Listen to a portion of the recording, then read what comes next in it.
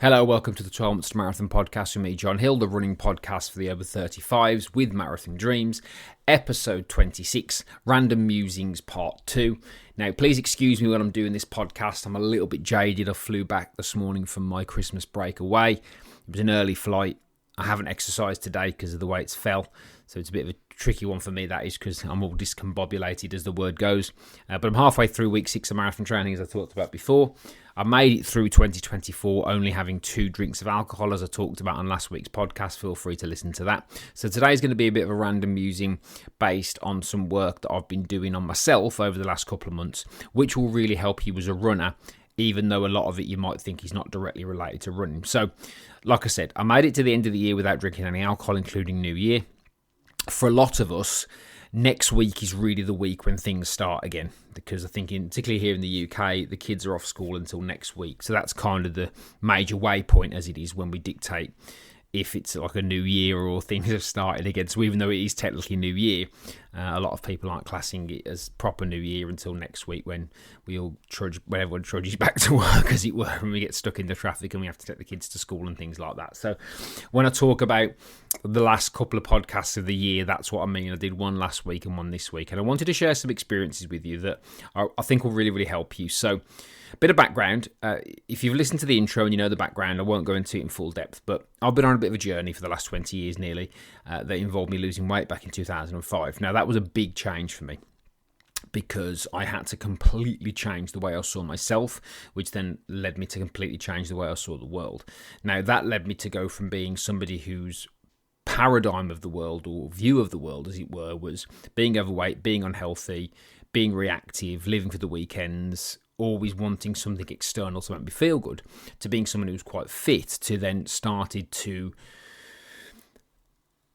how do I put this? Started to, there's something called a locus of control. So what I started to do was become more internally controlled. So I started to focus more internally than externally, if that makes sense. I started to have more of an internal locus of control. So that's been a journey of mine for the last nearly 20 years, as I say, because going into 2025, coming towards the autumn of this year, will be 20 years since I made the biggest change in my life, which has changed everything for me. Now, one of the problems that I had, and this might resonate with you, is that when I did that, I thought that I'd fixed everything. I genuinely thought, now I've done this, I've fixed everything. And it turns out that wasn't the case, because there was a lot of residual thoughts and residual beliefs that I had that have always held me back. Now, back in August, I had a bit of an epiphany moment, and I started doing some work on myself, which involved me to go even deeper inside myself to see what drove certain behaviours and certain beliefs I had about the world, even further. Okay. And I started to understand a lot more about emotions and how emotions dictate what we do. Now, if you're a runner, chances are that you've probably missed a run or even given up on running for a bit because of some emotion, some temporary emotion or some temporary feeling. Now, disclaimer, whenever I do these podcasts or whenever you hear me talk on Instagram, 12 Months to Marathon, don't forget to follow me over there. I'm not talking about if you're physically injured and incapable of running, okay, because that's not fair. Because if you're physically injured, you need to rehab and get yourself in a position where you run again.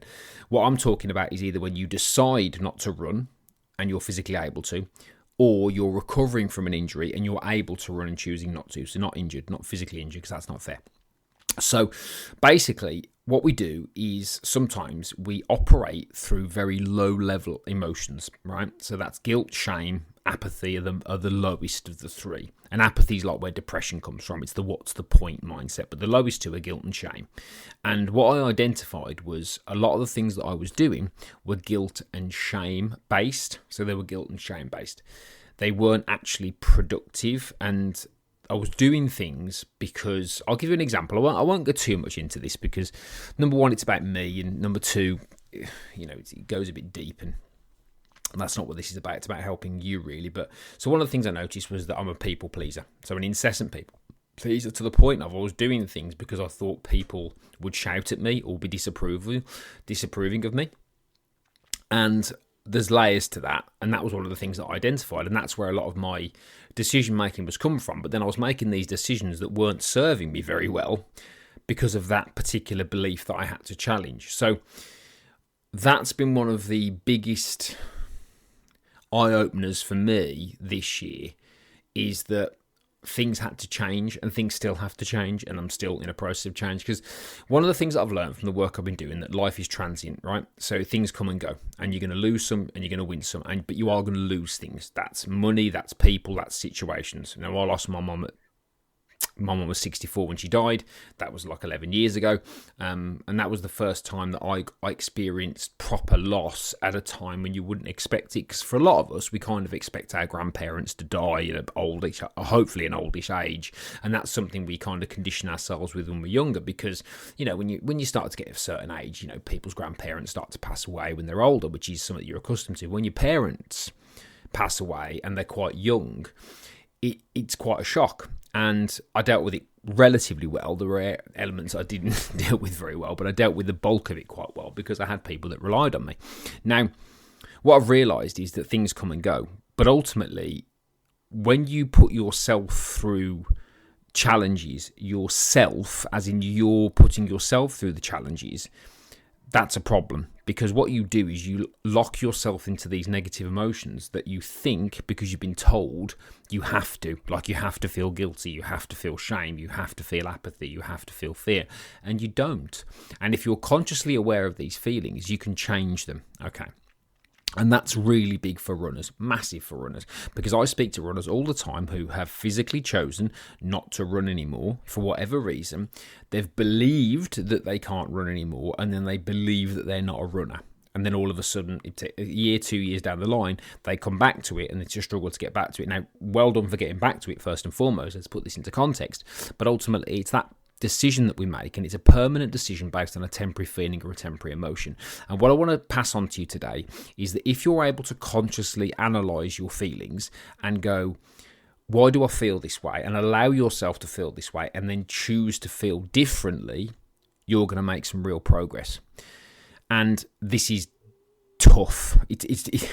I say tough in the sense of it's tough because you've got to be aware. And most people are not aware of what they're doing. They just go on autopilot and they just get led by the feelings and their emotions.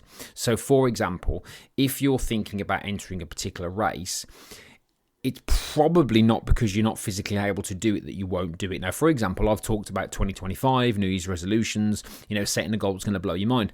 And some of the people that, just comment for the sake of it will say things like, well, that's a pathway to injury or blah, blah.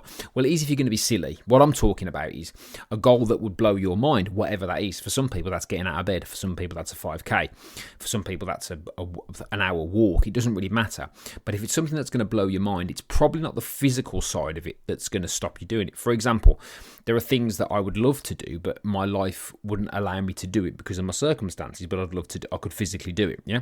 But if I'm physically able to do something, like if I want to go sub 3 again in March, I know if I stay injury free, I am physically able to do that because I've done it before and I've come damn close a few other times. So I know if I train right and eat right and rest right and do all the stuff I need to do, it's going to be possible for me. The only thing that will stop me is a BS feeling or story that I tell myself. And what I'm here to tell you today is you don't need to believe those stories. You don't need to believe those feelings, and you can choose different feelings.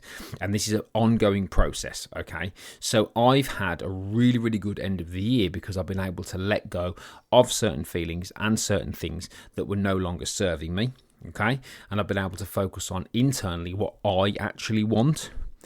Here's the thing. This isn't selfish, okay? And this is really important. You're not selfish, because what you're doing is, if you are a fully balanced human being who's compassionate and loving, you think about others, not yourself. Yeah. So if you're riddled with guilt and shame, you can't serve other people. You can't be there for other people because you're riddled with guilt and shame. So what you'll do is you'll act out that guilt and shame, which will make other people not want to be around you anyway because you're acting out negative emotions. Okay. So this is some of the journey that I've been on. Now, I could ramble on about this for a long time, as I'm sure you can imagine. But what I want to do is keep it really concise and start this year on the right note for you as a runner if you listen to this podcast, which I really appreciate. So here's what I want you to think about. What feelings are holding you back? And what feelings do you need to let go of? Now, for example, guilt. What do you feel guilty about? Because you can't change the past. And the past doesn't exist anymore. I'm going to use guilt as an example for this particular podcast. And if you want me to do any more of these, please let me know. But the problem with guilt is that we act it out and we don't realise we're doing it. But secondly, the past has gone. The past is like a photograph. Yeah, it doesn't exist anymore. It's just a photo. It doesn't exist. It's gone. The actual reality of the past has gone. So what you're feeling potentially guilty about doesn't exist. Like, for example, if you had a bad run, which is a favourite line of mine, if you had a bad run or you didn't even go for a run, then the concept of stopping running entirely because of something that's gone and you can't change, if you thought of it in that sense, it's a little bit silly. And that's a really good example to use. Yeah, it's about forward focused, and it's about A, being present and being in the moment, but 2, being forward focused. Yeah, and making sure that you're focused on what you want to do in the future and taking the lessons. Okay, none of this, what I'm saying here, is easy, but it is simple. It's about saying, what do you want? What do you want your life to look like? What do you want to achieve as a runner? Yeah, where are you reacting to things where you don't need to react? So for me, I'm doing a lot of work at the moment with anger and my reactions, my anger reactions. I won't go into too much depth on that one, but I'm working on anger. Now, anger means that I'm making progress, because if I'm angry, I'm not riddled with guilt, shame, or apathy. Does that make sense? So I've moved out of guilt and shame and apathy, and now I'm moving through fear and moving more towards anger. Now, when you go up from anger, you're into courage. Yeah, because it goes anger, pride. It goes desire, anger, pride, courage. Yeah, so when you move through these feelings, you eventually get to a place of courage, and courage says, I can. So that's where I need to get to, but I'm just working with some anger issues at the moment as I do this that are going to really, really help me. And think about this. If you are a more balanced, compassionate, loving human being, then you're going to be a better runner, because you're going to be able to park all the negative feelings that hold you back from doing something, which I know you love to do, hence why you listen to this podcast. So that's the journey that I've been on towards the end of the year. And usually these things come from a place of pain. They come from a place of discomfort, but that's okay, because sometimes you have to go there. So if you've been injured and you've been struggling and you're getting the right help and you know you're able to run in the future, so there's potential for you to run again, just remember that the comeback always beats the setback, and it's what you do next that matters most. Get the help you need. Don't get inside your own head. Don't talk to yourself negatively about it. Don't feel guilty or feel ashamed. It happened. Yeah, it happens to us all. I popped my hamstring last year when I was on for a 10k PB, going to finish really high in this race. You know, I'm a running coach. I shouldn't be getting injured. That was going on in my head, but I dealt with it, moved on. I reframed it, and here we go. So none of this stuff is easy, but I promise you it's definitely worth it, okay? So work on the negative feelings. Work on the way you feel about certain things. Understand why you feel certain ways, and ask yourself, can I feel differently? What would I do if I was more loving towards myself, more compassionate, more forgiving? This is the process. Remember, the world, quote unquote, doesn't want you to do this. If you flick on social media or flick the news on, they're not telling you to be more compassionate and more loving. They're telling you to be more afraid, be more apathetic, feel more guilty, yeah? They're not telling you to feel the higher emotions, acceptance, love, and that sort of thing, okay? So this is important. I can do this again if you want, but that's some of the journey that I've been on. But the message I want to give you today is, as we start this new year, first and foremost, why not set a goal that will blow your mind? And see the sort of person you have to become to achieve it. And number 2, who would you be if you forgave yourself for your past mistakes and just moved on? Because I promise you, you'd be a totally different person. And I'll leave you with that. And, a totally different runner as well. So thank you very much again for listening. We're going to go into next year, or this year, should I say. I told you I'd do it. We're going to go into next year, spring marathon time. So a lot of you might be going into your spring marathon training next week. So we're here to help and support. I'll do my best to give you my little nuggets of knowledge throughout that process.